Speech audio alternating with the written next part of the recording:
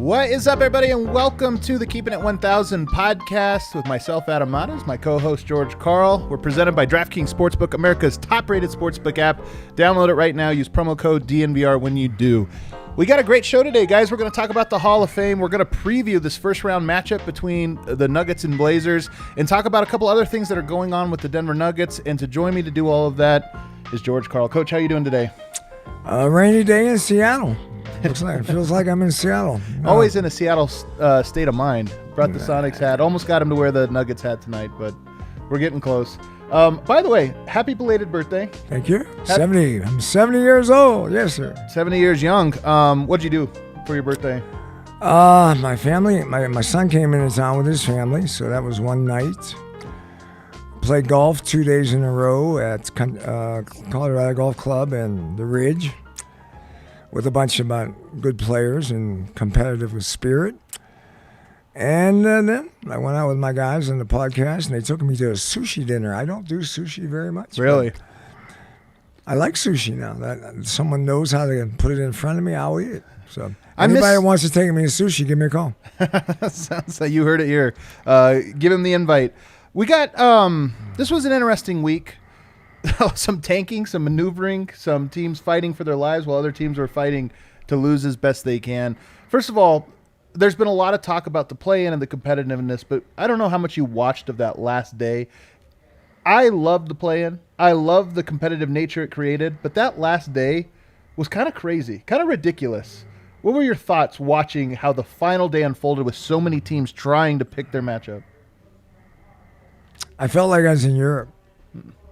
I felt like I was playing in the World Games where all the teams are trying to figure out when to win and when to lose. And, I just remember my misery of coaching the USA team when we played Yugoslavia in the first round. And they would be the team that won a championship. And I'm not sure they tried to be in that place. But the maneuvering and I don't know. It doesn't turn me on, I guess is the best way to phrase it. I like it to be – I like the game of basketball to be real, play the right way, play hard every night, don't mess with your karma. Yeah. Your basketball karma, I call it a little bit. I call it the basketball gods. I've always had this fantasy that every night up in heaven there are 10 great ex-basketball coaches playing poker, and they're dealing out who's going to get good luck and who's going to get bad luck. I got to say, I don't believe in that. I wish I did. It's such a romantic feeling, but there's too many times where I felt like, okay, this team's going to be punished for this terrible thing they did, and then they get rewarded or vice versa. And I have a feeling that it might be the same case here. I mean, you look at it, the Clippers, let's not kid ourselves. They threw the last two games of the season. This last one against the Thunder, who are also trying to throw the game, and it was crazy. But they got the matchups that they wanted. They have the road to the Western Conference Finals that I think is most favorable for them. Denver did similar things last year, and maybe this is the new world we live in. I'm with you. It feels weird. I don't know if you can fix it. There's so many. It seems like the NBA is so smart these days. Too smart for their own good, where you create rules and then you find the way to take advantage of those rules to get an edge. And I just don't know if you can fix it. Probably not. My suggestions, I've always thought, I would rather have, instead of us having a magnifying glass on on 14 to 20, can we put a magnifying glass maybe on 10 to 16? Right. And that way, I mean, I'm a big believer that the teams that win the conferences should get a bye in the first round. And I think we should shorten the season just because I think fatigue, obviously everybody's more worried ever about injury and fatigue than ever before. And then my favorite thing is to play a single elimination basketball tournament like the NCAA in February. I think it's coming. I think that those are simple things. I know it takes 82 games down to maybe a 62-game schedule or whatever. But the kind of put a focus on these 6 or 8 teams that, other than the Lakers, are probably going to be eliminated pretty quickly. Well, I think it's coming, and I'm with you. We were talking a couple days back on this show that the hockey guys do it right. They have so many little trophies for little accomplishments. They got the Stanley Cup. That's always the best. And then they got the President's Trophy, and they've got all these other different things, and it's like, hey, there's more than one success. There's one big success, but there's more other successes. And to that point, you guys, by the way, at Truth in Media now, it's Truth in Basketball, Truth in Media, you guys have a lot of cool stuff going on. I talk to Brett almost every other day, it seems, and I know that you guys have a new thing along these lines, Forgotten Seasons. I think it's going to be great. I mean, I like it because it celebrates great teams that didn't win championships. Absolutely. And there's so many of them. And because there have been many times in my situation that I think the guy that lost as a coach did a better job than the guy that won. Right. But the guy that lost loses his job. Right. And I think when you have other wins for coaches, it will hopefully give more ability for coaches to sustain their jobs and sustain maybe a longer lifespan in cities and stuff like that. So what is the plan, just real quickly, for the podcast? Interviewing and going back and saying, hey, let's take a look at this. It wasn't a championship season, but it was a great season, and let's relive it? Well, they picked my last year in Denver. Yeah. The guy called us and called me and wanted to go over, that year. And he did a great job of knowing the numbers, knowing the stats, knowing the information. And, I walked away from it feeling very, very uplifted because, he made me feel that we were a great team, even though we didn't win a championship.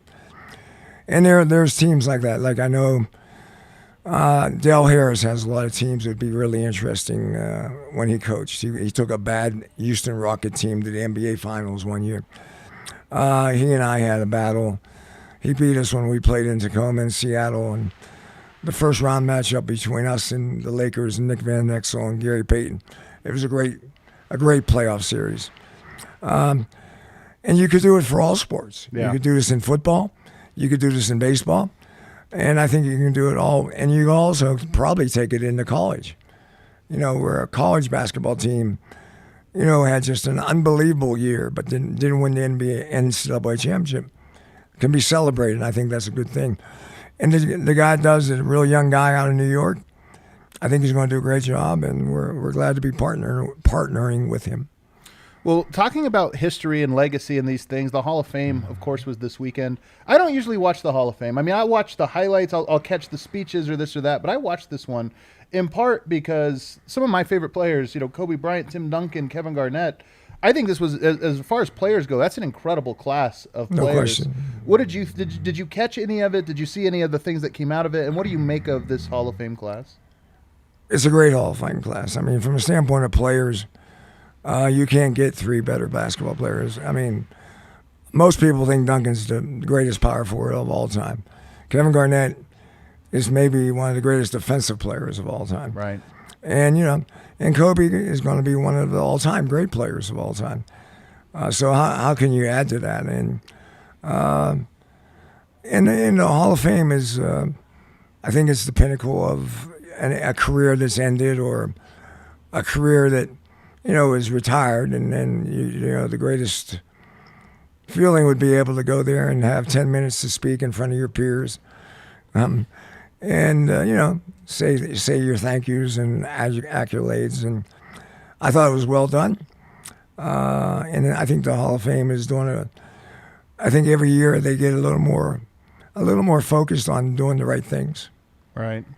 You're one of the winningest coaches of all time in NBA history. What would it mean for you to get into the Hall? That's a hard one for me. I run from it more often than I like to talk about it. If that happens, it'd be a celebration. It'd be an honor. It'd be humbling. My family and I have talked about it a little bit, and I think I probably want it more for them than for me. I would get nervous about it, but I look back at my time and the people that touched me in Penn Hills, Pennsylvania. I look back and being mentored by Coach Smith and Coach Guthridge in North Carolina. I mean, it would be nice to thank the people that held my hand and kicked me in the ass and mentored me. I think I did some things the right way, but I also made a lot of mistakes. And fortunately, I had the ability my mistakes could be corrected before I ruined myself. And I think we all have those people in our lives in a lot of ways. And it'd be humbling, but it'd be an honor to go there and sit there and be nervous as hell and scared and have a clock ticking down. And you got 10 minutes to say your lifetime history in 10 minutes. Well, 6 most wins in NBA history, and I think one of the premier coaches, not just for the Nuggets, but several organizations. So, hopefully in the coming years, it's a thing that becomes a reality. I want to ask you now, as we move on here, Jokic just wrapped up what I am pretty certain will be his first MVP season, the first one in Denver Nuggets history. I know it hasn't officially come out. They do this thing now where we have a award show, and we're not going to have the official unveiling for another 2.5 months, and I think it's ridiculous. It used to be that you would it was almost right away. I do think we're going to know. More writers like to share their ballots and let everybody know, and already a bunch of them have come out. Looks like Jokic is going to win in a landslide. Can you put this in context of what you feel like his season means, and just how much he impacted winning from what you watched relative to what you saw from everybody else this year? I know we don't want to call him a young player, but he's a young player growing up, blowing up right in front of us. For the people out there, there's never been a second-round draft pick in the history of the NBA ever win the MVP. There has been another one. Willis Reed won it, but he was probably drafted 11th. I think it was 8th, but yeah.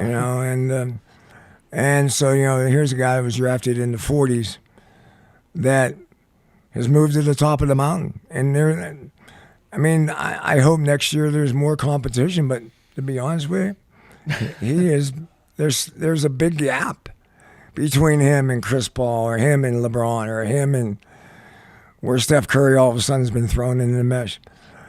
Really? A big gap between even Steph Curry and LeBron? This year, from a value, no one did their responsibilities better than Nikola or Jokic this year. No one. He was responsible in every way possible. He got better defensively. He's an incredible rebounder. He loves the game. He plays with passion. He plays to make other people better. He makes the game simple. There's so many little things that as a coach I say throughout a career of coaching. That's who he is. Yeah. And I'm sure he's not totally low maintenance, but he seems like he's a low maintenance player. Right. I don't know if we talked about it, but I've talked about some people about that he's so low maintenance. He reminds me a little bit of Tim Duncan. Right. And Tim Duncan is Mr. Fundamental. He was boring. People didn't like to watch San Antonio because they were boring. And I'm going, these guys are crazy. Anybody that makes the game look that easy should be watched because that's why you play the game. What about a historical context? And I bring this up because I don't know if you saw prominent sports talking head Nick Wright over at Fox Sports 1 said Jokic would be the worst or second worst MVP the game has had in 50 years or something like that. And look, he's 26. His career is the best years are probably ahead of him. But just historically speaking, how good was he? Is he a bad MVP if there is such a thing? He's bad. He's a bad MVP probably because he's not spectacular. He's not a highlight film. He's not a guy that's going to dunk it in a crowd. He's going to trick you more than dunk it and be athleticism. I really think, I don't know where he is efficiency in the NBA, but I would think this man over the last 3 years or last 4 seasons, he might be the most efficient basketball player I've seen play basketball. Wow. Most efficient. Not just shooting, all aspects of it. Well, his passing is an amazing part of it. I mean, Yeah.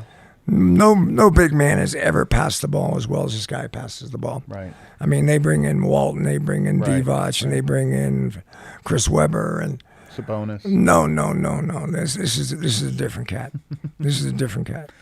I'm glad you said that because I hear it all. I hear it less so. I feel like that is becoming more and more popular, but I still hear people saying one of the best passing bigs or one of this or that. And I remember I talked to Arturas Karnisovas years back, who played with Arvydas Sabonis, and then of course was part of the team that brought Jokic here. And he compared him, and he said there really wasn't a comparison. You know, Sabonis, a great passer.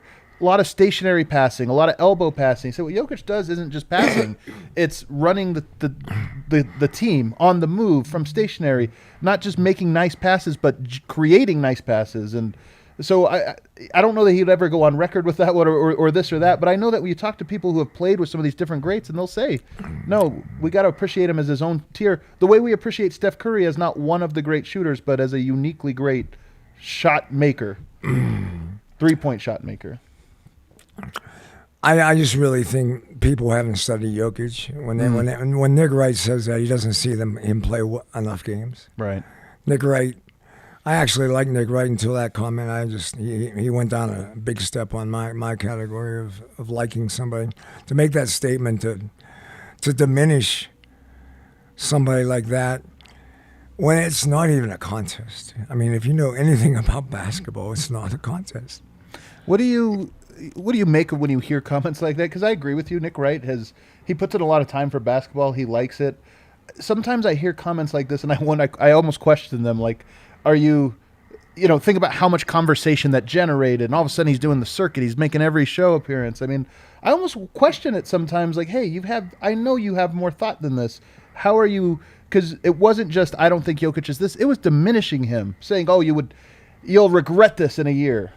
Why? I mean, the guy is spectacular to watch. No, I agree with you. I mean, I think we all know that media has a way of going to the spectacular and the fantastical comment because it sells, because it makes noise, because it can take a day of news and make it 3 or 4 days of news. And I thought that was really off base, and I thought it was, one, fortunately, I think it was poorly received. Right.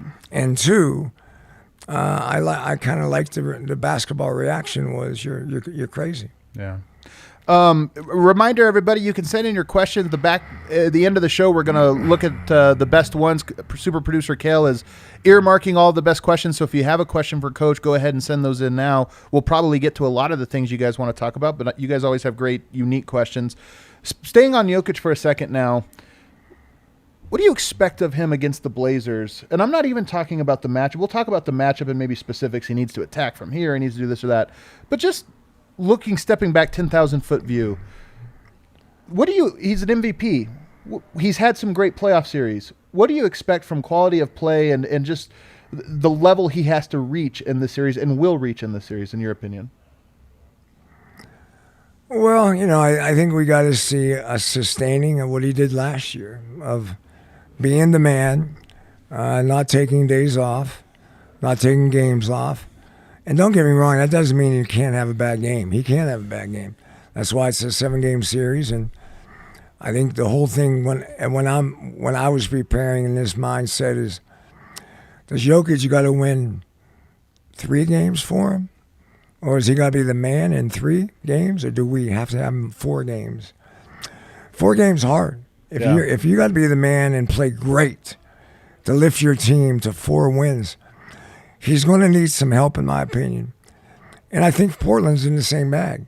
But they do have 2 guys that have won playoff games, as where you could argue right now the Denver Nuggets really have 1 guy that has really been a winning performer on that stage. But McCollum can win games. So I think the big question for me is, how good is Denver's defense? I know Denver's defense has improved. Their backcourt is kind of in. No one knows. I don't even know if Mike Malone knows who he's going to play. But I think that's going to be something that has to settle very quickly, I think. I don't think you can mismatch it against those guards. They got really good scoring guards. And no one wants them to talk about Powell. Powell can put a number on the board. And they got 2 scorers off the bench. Cantor and Melo. I like Melo and the young point guard. I forget the Simons? kid. Simons a little bit. He's had some interesting games in the last 20 games of the season.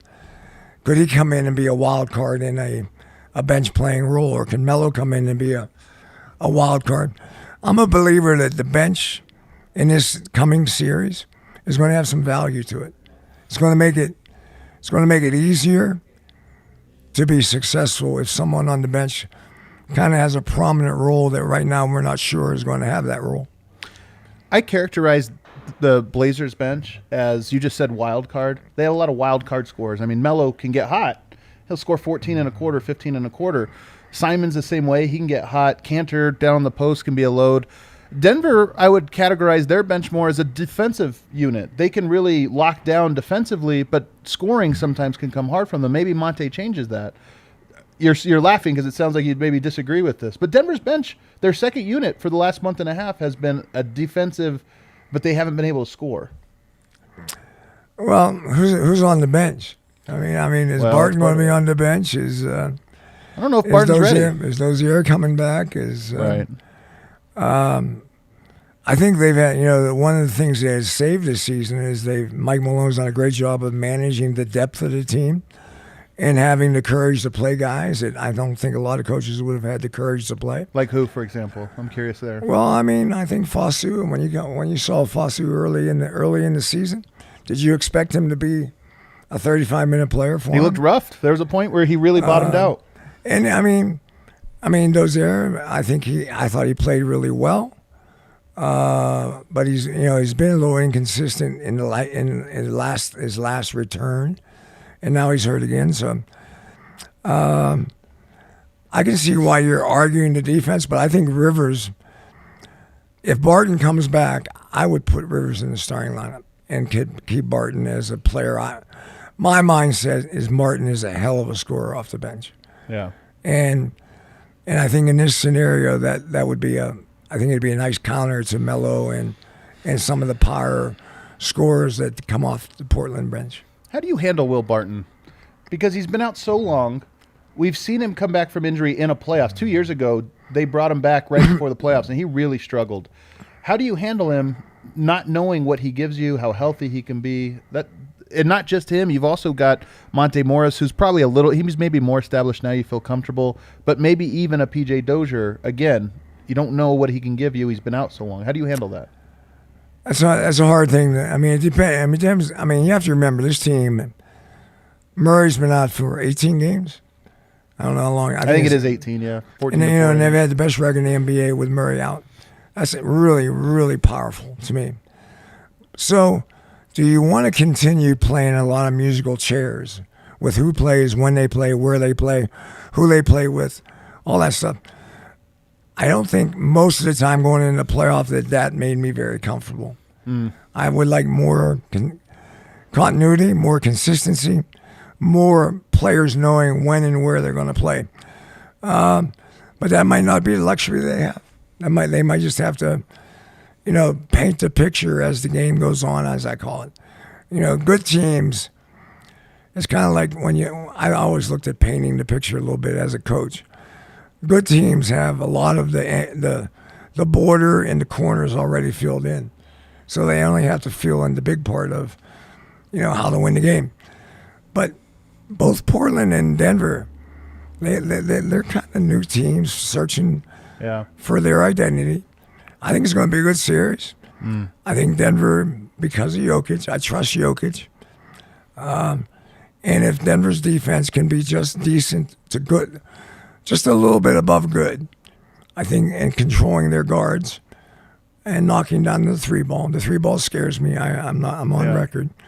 I think right now, if Portland has a big strength, is they make the three ball more consistently on a big time level than the Denver Nuggets. What is the challenge of facing a team for the second time in 3 years? Yeah, it's happened sometimes where you get a team back-to-back years, or you get them. I mean, to me, there's a Nurkic factor. You know, there's these guys have kind of known each other. They've seen each other enough. What's that like? There's a lot of good sub-stories in this series. Yeah. I mean, offensive guards against defensive guards, Jokic versus Lillard. Who's going to be the secondary performer? I think in a lot of ways, both teams made a trade at the end of the season. And Powell and Gordon could be the second fiddle in this series. Little battleground. I mean, I know Michael Porter Jr., everybody wants him to jump forward. And I still don't. I'm kind of in that mode. Don't rush him. Okay. Because he's had a hell of a season. We'll get to him. And in a quiet way, I think the guys that were picked up, a month ago, a little bit longer than that, those are the guys that are going to have to make some positive contribution to both teams. Yeah. But what about the bad blood, though? I feel like in a playoff series, by game 3, both fan bases hate each other. The players seem to be a little bit extra chippy. Just anytime you go up at that level against a team over multiple games, there's bad blood. But I do feel like with Portland, Denver has to remember 2 years ago. They knocked them out. They almost were in back-to-back Western Conference Finals. They come up one game short. Does that play into it at all? This idea of is there extra bad blood at this stage, or is that at this point you can't get any higher?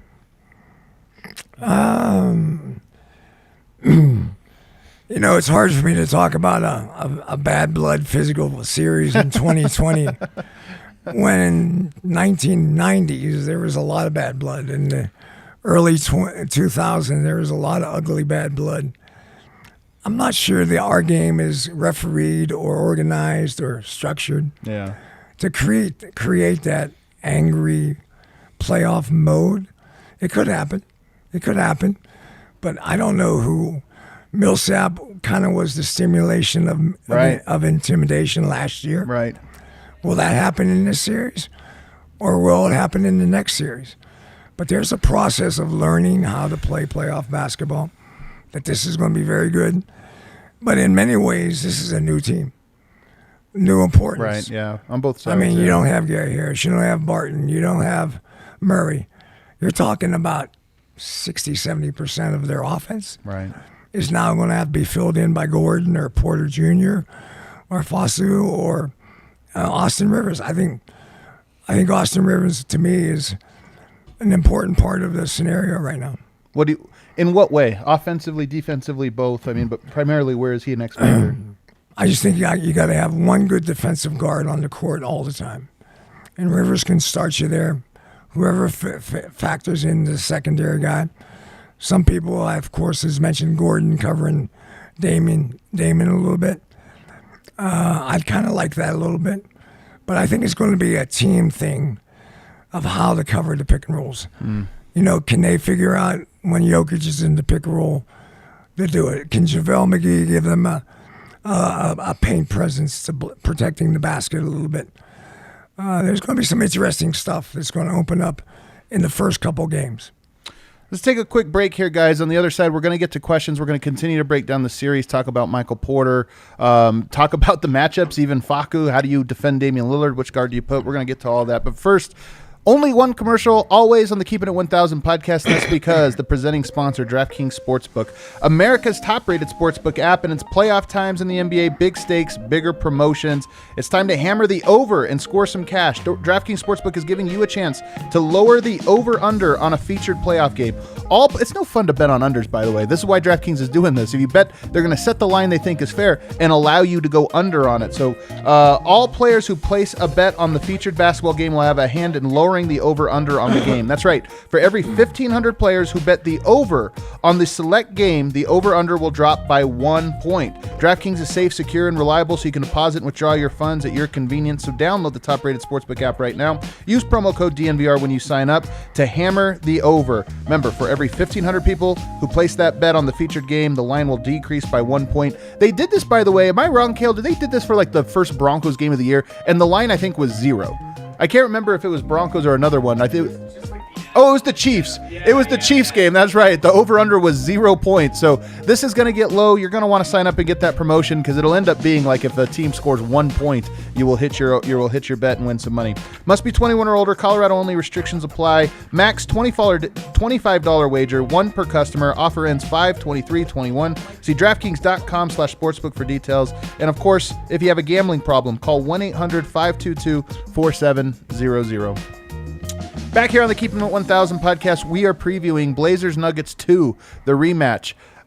Series that begins on Saturday, by the way. You're going to want to, if you're not going to make it to the game, first of all, try to get tickets to the game. 43.5% capacity. I'm excited for that.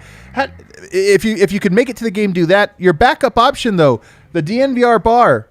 Saturday night, I'm telling you, outside of Ball Arena, there's going to be no better place to watch this game. No capacity limits for the first time ever, so I'm very excited to see what this place looks like for a playoff game when the bar is absolutely full and popping.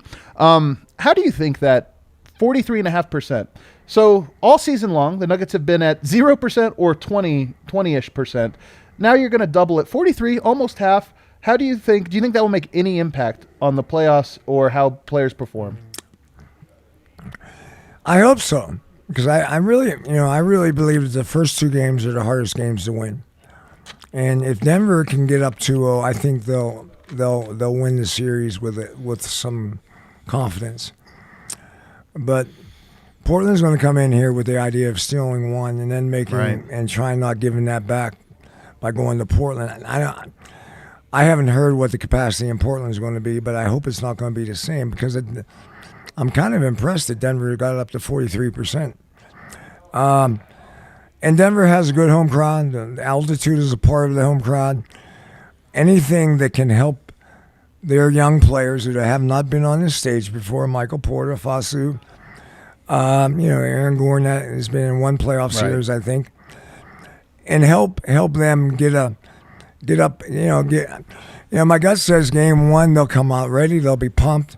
Hopefully they'll have a successful win.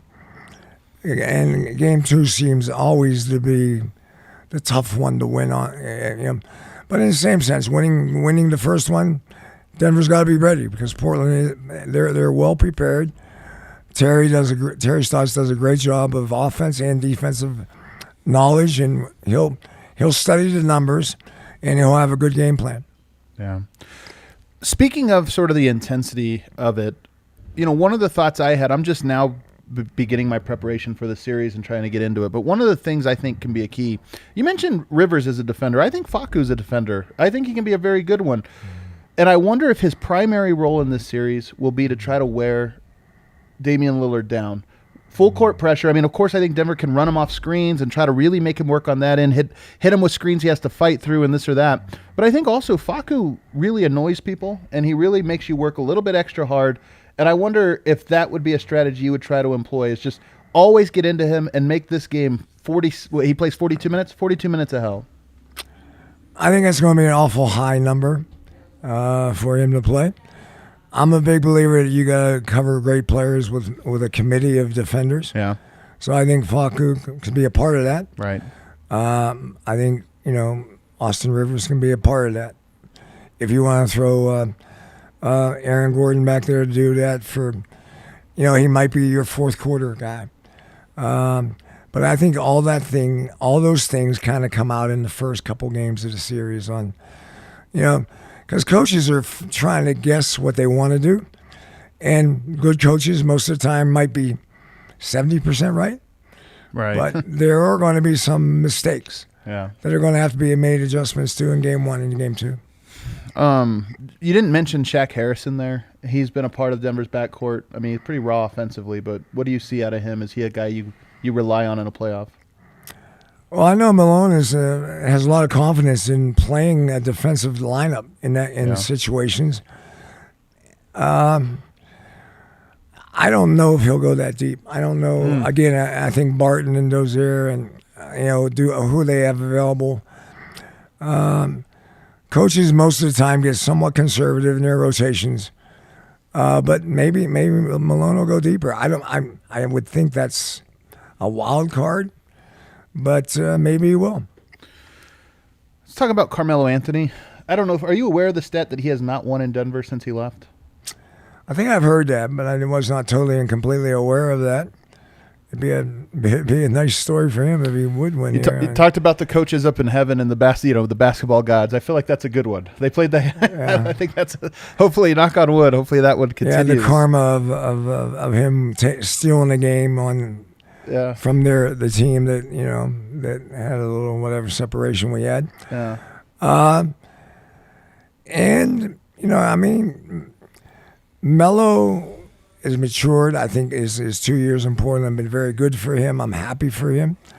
And he can still put 15 points up in a quarter. Right. And that's powerful, especially in a series that if it proceeds and it becomes...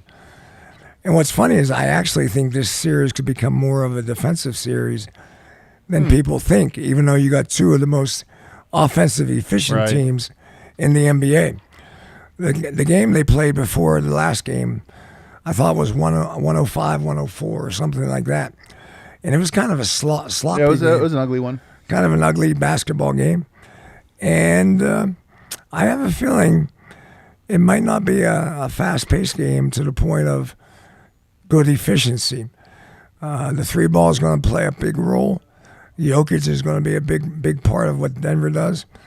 And Damian Lillard, when I did my MVP voting, Damian was in my top 5. Yeah. I put him with him and Steph Curry and Chris Paul were 3 guards, and I had Embiid and Jokic. Was that 1-2, Jokic, Embiid, or? I'm not an Embiid guy. Okay. I don't trust Embiid at all. The exact opposite. My feeling on Embiid is Jokic is the exact opposite. He can do anything he wants. I'm happy he'll do it, and he'll do it well. Embiid, even when he does things well, he does things I'm going, why do you do that? I'm not reading the chat, Kale, but I am certain they're popping off with these comments. It's great. Chat is lit. Chad is ready to buy Coach a drink. I want to go back to Carmelo here. Do you feel like there's an extra motivation and or an extra pressure on him coming back to Denver and this being a Denver series? I think there's anytime you leave a city, there's a revenge desire to come back and do something on that court that embarrasses the situation.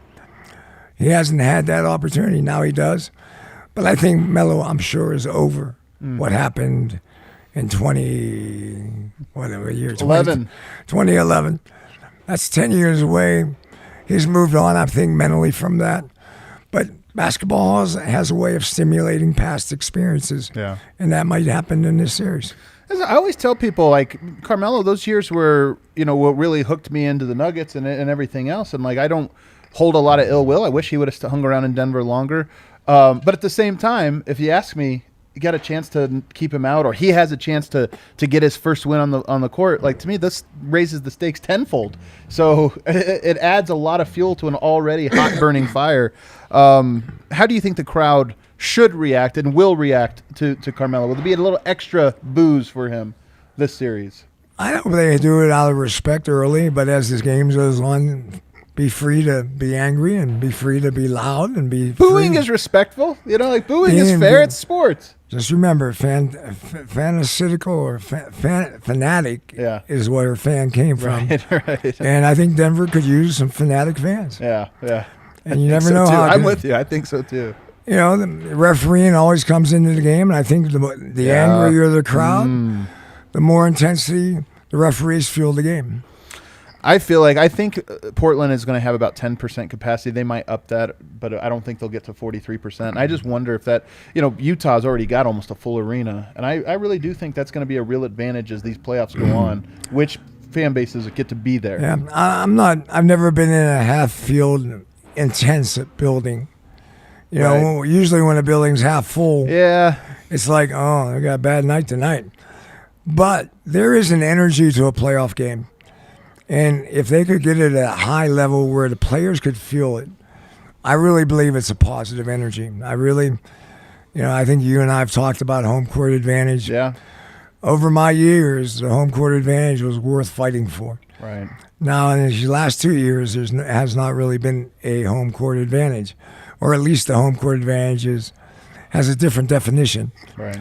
But Denver, altitude, Portland has not had a lot of success here. I don't remember Damian having a lot of success. McCollum had the big game. I thought McCollum had the big game in Game 7 2 years ago. But there's a lot of interesting offensive matchups. Two teams that are trying to establish themselves. Portland's been in the playoffs, I think, 8 or 9 consecutive years, with some success, but not a lot of success. Right. And Denver is the new kid on the block, and if they had Murray right now, I think we'd be talking about a march to the championship. Now we're talking about how long can they survive. Right. I want to ask you, I have a feeling you're going to dismiss this one, but I want you to try to really think about it.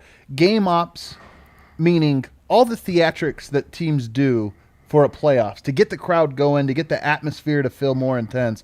Do you feel like those things have an effect? And the reason I ask this is, 2 years ago when Denver first made it, Game 1, T-shirts everywhere. They got little glow sticks. You got the thunder sticks. It's loud. It created a nice visual and a nice intensity. There are other games later on in the playoff run where there was none of that, and I thought, okay, this crowd feels more dead. You go to Portland. I think Portland does this as well as anybody, and just everybody gets your shirt. Everybody has it on. The crowd looks menacing. It looks, it gives a certain look. Does that have any effect, in your opinion, on creating atmosphere?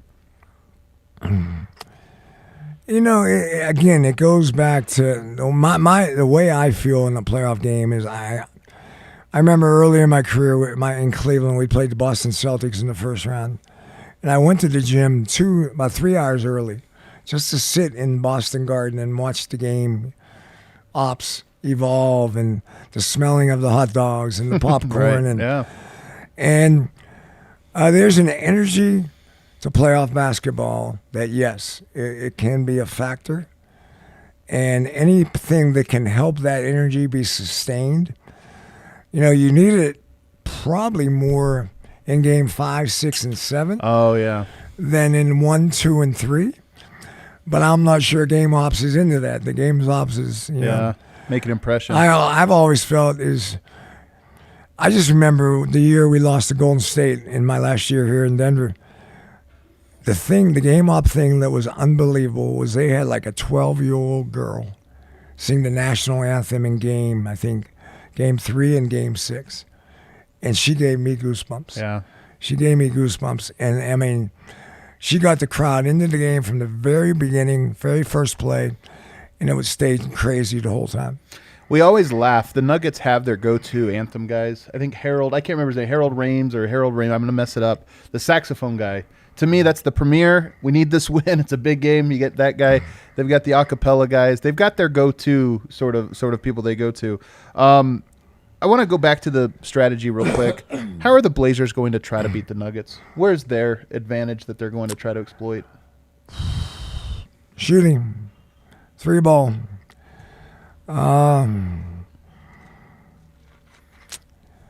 It comes down to first thing in playoff basketball to me is the best player versus the best player. Okay. Who wins that matchup? Damon versus Nikola. Yeah.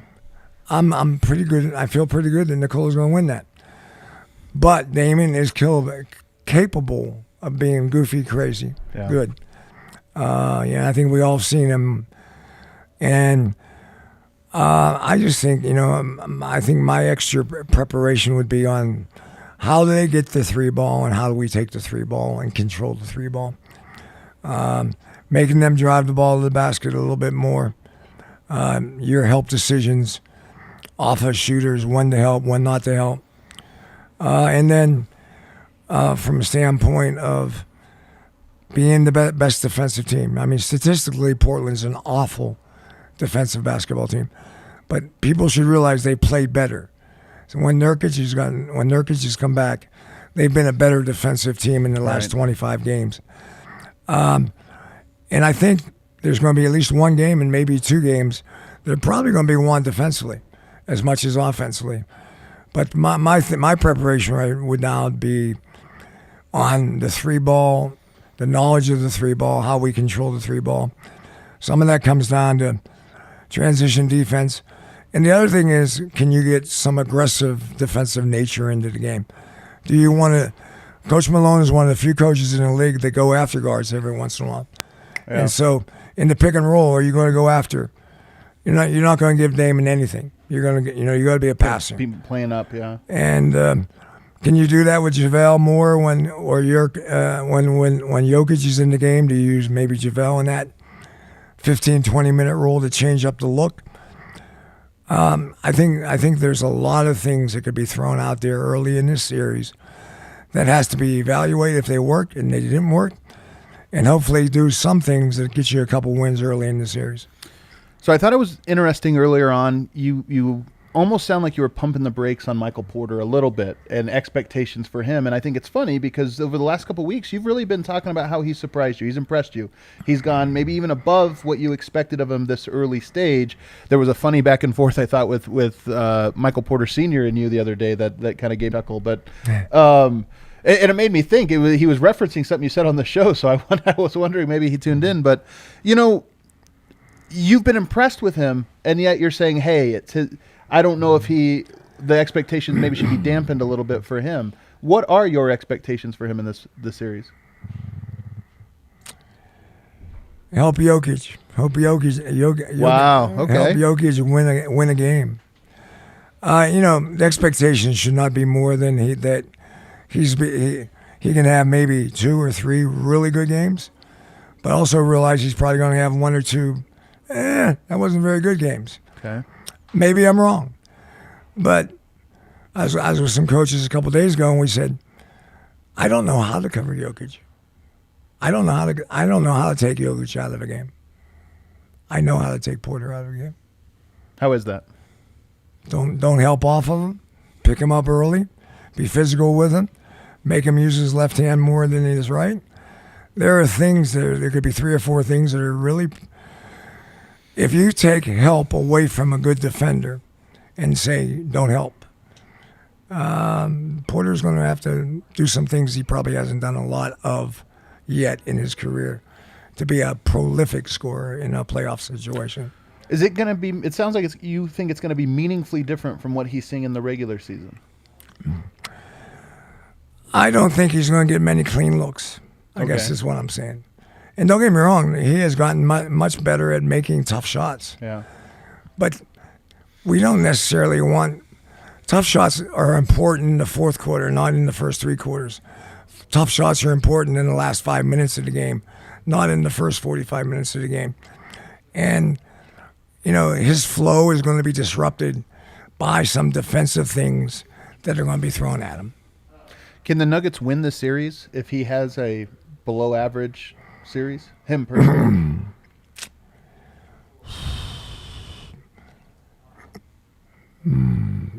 I think he's got to help at least in 1 win, maybe 2. And if they don't get that, it's going to be hard unless they have a wild card.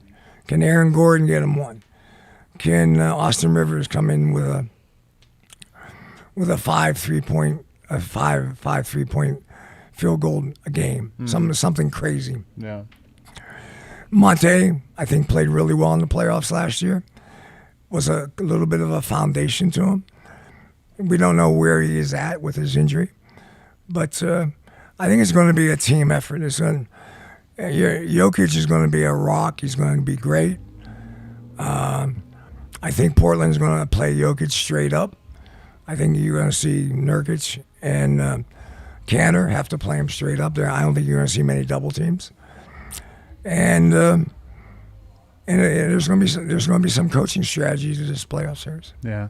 Do you think with Jokic, just as the last one, we're going to wrap up here with Jokic, but does he need to have his best series ever for them to win? No, I don't think it needs to be that good, but I think he needs to be the best player on the court. Okay. The more often he's the best player on the court, those games this year, Denver has won. When he's the best player on the court, I bet you Denver's rate of winning is 80-85%. What's your prediction on the series? I would rather make the prediction after the first 2 games. I would too. I'd like to make it after the first 6 games. That would be no. The first 2 games are intriguing to me because I've always felt they're really important. But my gut says if they split the first 2 games, it'll be a 6-7 game series. If they win the first 2 games, it'll be a 5-6 game series. Okay. Is that a prediction? Leaning a little bit closer towards Denver then. Yeah, a bit I'm totally leaning Denver. Okay. I would not bet Portland on this series. Okay, that's interesting to hear. All right, Karl, let's wrap it up by getting some questions. We get some good chats in here from the group. Can't wait. Let's fire them away here. All right. Do you have a headset? I do. Okay, perfect. They can hear me. Awesome. First, we've got a super chat from the Culture Bridge. Oh, I need to move the questions. That's fine. Do you believe all this talk about the Nuggets better without Murray? Also, any chance the Warriors could pull an upset against the Jazz? The first question got the angry face. So we're predicting the Warriors are going to beat the Lakers? No, they would have to lose to the Lakers and then play the Jazz. Well, let me see if I get all the questions here. The first question was about Murray. Is the team better without Murray? Some people are trying to say this. No. They're better defensively without Murray. Yeah. But are they better? No way. No way. Because 90% of NBA playoff games go to the fourth quarter. Right, yep. Murray's one of the best fourth quarter players in basketball.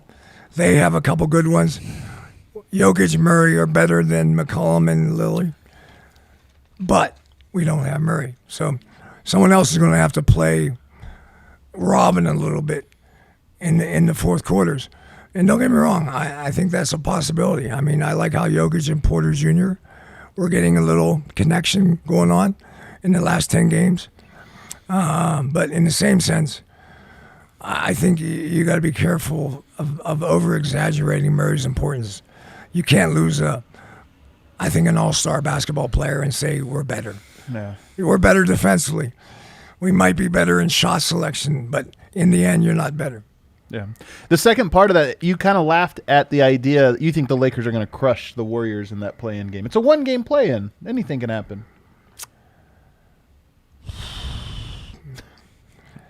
Come on, man. You're talking about a team that was not very good most of the season, and now Steph Curry's going to become the savior. As I said earlier in the cast, that I'm not a big fan of the play-in game. And I think 90% of these teams, other than the Lakers, are going to be bumped out in the first round. Okay. So the question was actually asking if, assuming the Warriors were the 8th seed, if they could beat the Jazz, who have cooled off a little bit over the last couple weeks. I think the Warriors' weaknesses will come out in playoff basketball. Yeah. They're small. They rely so much on Steph. They've got one scorer. There's so many ways you can defend Steph that I still think they don't have an answer for whatever they come down to. Draymond Green's not a shooter. Doesn't shoot the three ball anymore.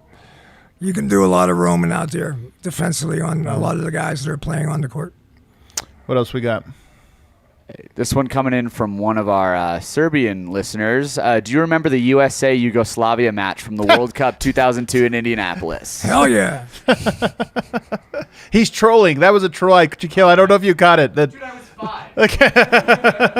Sorry, I didn't know that was a troll. No, well, he's trolling because George was coaching then. Oh, okay. My apologies. Yeah, that's good. The current Nuggets roster carries a number of offensive and defensive specialists. How do you approach that balance of remaining capable on both ends throughout a game and a series? From Rayvon. Great question, Ray. My belief is you got to be balanced. You don't want to coach the game one way out of balance. You don't want to be all offense and bad defense. You want to be able to find the 5 guys that can play a good brand of defense but also be explosive offensively. I think Malone does that well. I think it's one of his fortes. He knows who's playing well. He has the courage to play anybody, anytime, anywhere. And I think he's going to need that in this series. And who might help you win game 1 might not be the same guy that helps you win game 3. It might not be the same guy that helps you win game 6. Gotcha. What else we got, Kale? We'll rapid fire these. Okay, we've got to both. Should we be concerned that Jokic missed his last 13 threes to end the regular season? On a cold streak. No. You got 5 days of practice, 5 days of rest. I thought the last 15, 20 games of the NBA season had a lot of irregularity to them, a lot of inconsistency to them, a lot of uncertainty to them. And I thought Jokic just did. And the way he played was, what do I have to do tonight to win? And if Jokic has to make threes, guess what? I'm betting he's going to make some threes. I love your confidence in Jokic. All right, coming in from our guy Lycos, I think. Who's your favorite Yugoslav/Serbian player? Oh, man, that's a tough question. Some greats, man. The one guy I coached was Croatian. I coached Tony Kukoc in Milwaukee, and I loved him. I played against Tony Kukoc in Europe when I coached at Real Madrid and knew he was going to be a special NBA player. Going into the Hall next year, yeah? Right. He got picked up this year. And the guy I probably loved the most is the guy I coached for about 2 months in Real Madrid, Drazen Petrovic. And I thought he was one of the first great European players. I think he was the first All-Star European player. And I don't know if you ever saw Drazen, anybody remembers Drazen, but he was an incredible playmaker. Reminded me, he was compared a lot to Pete Maravich in his day in Europe. But he could score, man. He could put a big number. He could put a big number in an NBA game and also in a European game. Fierce competitor, too. Yeah, angry guy at times. Angry guy, yeah. A little dirty, too. A little nerdy? Dirty. Oh, dirty. Okay, dirty. He knew how to get under your skin, a little bit like Faku. A little bit like Faku. I love it. All right, what else we got? How would Karl have adapted his fast break offense if Jokic was on the roster? I know fast break is oversimplifying a bit, is what he says. Yeah, but Denver doesn't get out on the break too often. That's one of the things about it. How would you approach that? I would give him more responsibilities to be a point guard. I mean, the thing right now that bothers me a little bit about Denver is they don't play enough point guard mentality on the court unless Jokic is dominating the ball. And when he dominates the ball, it takes away from some other people having an ability to contribute. But I think Jokic wants to get 10 assists a game more than he wants to get 30 points. Yeah. And I think anytime you give him good point guard mentality, decision making, he's great. And so, I don't know how you adapt it, but you use him as a trail guy. You use him as if he rebounds the ball, he's allowed to be the point guard. He's allowed to take it, go with it as fast as possible. Fast break basketball doesn't always mean you're playing fast. What it means is you play faster than the other team likes you to play. Sometimes it's fast, but sometimes it's just good pace and good decision making. And Jokic is a great decision maker. Yeah. What else? These are great questions, by the way, guys. Good job. Good job. Hey, Coach, what do you think is the best player-on-player matchup that Denver needs to exploit in this Portland series? Ooh. Denver's advantage, player-on-player. Interesting. Advantage? Well, Jokic is going to have an advantage because I don't think they're going to double him. I saw the stat where he's an efficient player with one-on-one coverage, and then it goes up about 30% when he gets double-teamed. So I think that number is going to keep Portland from doubling him, because I don't want someone else to get hot. If I was Coach Stotts right now, but the matchup that I think will be interesting is what I've talked about a lot: is who's going to make the three ball. So what offensive sets and what defensive adjustments can we keep the three ball even? Can we keep, instead of Portland getting 18 threes and Denver getting 11, can we keep that number to 1, 2, or 3 rather than 4, 5, or 6? Okay, next one. Question for Mr. Karl. How does a coaching staff get the team ready for the playoffs in terms of game planning? This is a long time, by the way, a week to prepare. Yeah. That's longer than usual. It's too long. It's a little too long. Interesting.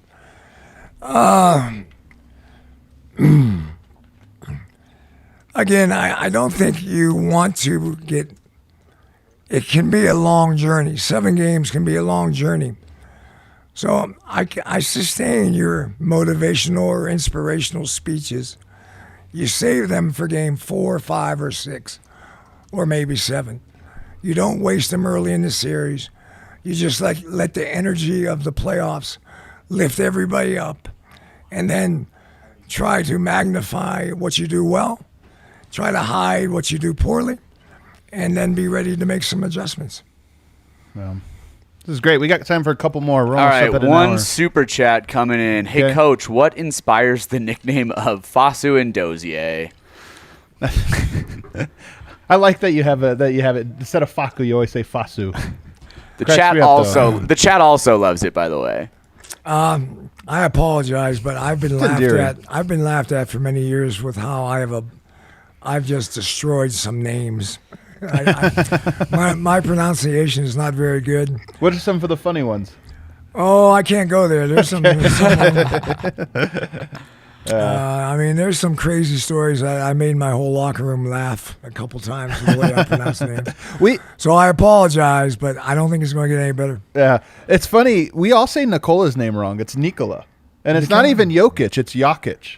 Yeah, someone told me that once. So we actually all say it. The funny thing, and one of the things I actually really appreciate about Jokic is we've asked him about it before, and he goes, "I don't care." So I kind of like that. All right, what else? This is how much coaching goes on with regard to psychological preparation for younger players making their first appearance in the playoffs. I think coaches are spending a lot of time on a lot of little details. But as a coach, you don't want to complicate the system unless you have to. You want to make it simple, clear, and I always told players after preparation, is the last thing I want you to do is think when you're playing. Right. I want you to play and then think. But if you think before you play, I think you get messed up. And so that's why I think there are coaches at times have over-prepared and have been prepared for almost everything, but they haven't let the energy of just what this team is. Denver's a good basketball team. They're missing a hell of a player, but they're still a good basketball team. Believe in them. Trust them. Yeah. Show the respect that they'll figure it out. And they might need the coach's help a little bit, but in the same sense, this team knows how to win basketball games, and so I never would want to cloud that by giving them too much to think about or too much information. Simplify if you can, and then add the little things as you go on to make it hopefully an easy, quick series. We got one last one, Kel? One last one that's kind of Perfect. fun to end on. Okay. Coach Karl, which player from your Nuggets days would you combine with a current player to create one perfect guy? He says, to me, it would be Jokic and Nene. Well, I don't know about that. Ooh. I imagine you have to start with Jokic if you're creating the perfect player. He's closest. I mean, that's such a crazy. The one that comes to mind is if you could make Porter Jr. and Andre Iguodala. Oh, man. I mean, a defender and a prolific offensive scorer. We don't make those guys very much in the NBA. Yeah. Scoring is usually enough, but if you could make a guy like Giannis is a little bit of a great defender and not a damn good offensive player. But I think it'd be probably, I don't know, you don't need anybody to play with Jokic. He's got everything. I mean, what else do you want to add to his game? Okay, you want to make him strong and athletic and powerful. I think it would take away from his simple game. Yeah, maybe. But Give Jokic Ty Lawson speed. That'd be pretty good. Ty Lawson always, I think right now the NBA game is the little point guards can have some havoc on the game. And I loved my couple years with Ty Lawson. I thought he played great for us. Yeah. Well, everybody, thank you for the comments in the chat. This was great. We're now up. We're going to be doing this again, I think, after Game 2. So we're going to get a couple games under our belt, analyze how the series is going, and then go from there. Maybe Game 2, Game 3. We'll kind of have to play it by ear and see how it's going. But this was a great conversation, Coach. I really appreciate it. Any final thoughts before we get into the series? I'm glad we're into the regular season of basketball. Yeah. Exhibition season's over. let's go see real basketball. The best basketball in the world right now is beginning tonight. So let's have fun with it. Can't wait for it. Everybody else, thanks. Hit the like button on the way out. Hit the subscribe. Don't forget, we are also a podcast, the Keeping It 1000 podcast. So if you ever missed this show, you don't want to miss an episode of the podcast, so subscribe on iTunes, Spotify, wherever you get it. Everybody else, we'll see you tomorrow.